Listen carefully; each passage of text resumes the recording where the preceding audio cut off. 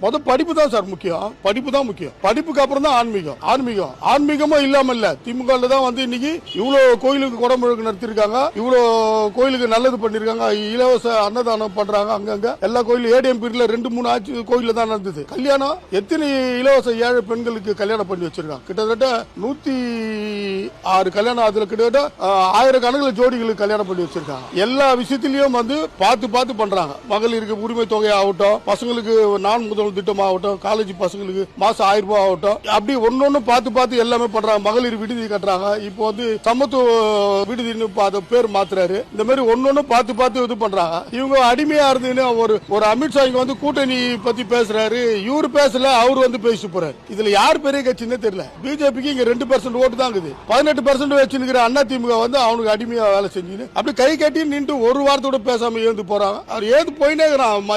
எடப்பாடி மதிக்காத போயினே இருக்கிறாரு. அதுதான் இவங்க அப்படியே உட்காந்து பொம்மை மாதிரி இருந்துகிட்டு இவங்க வந்து இப்போ நல்லா போற ஆட்சி வந்து அது மாதிரி குறை சொல்லலாமா? தப்பு இல்லாது.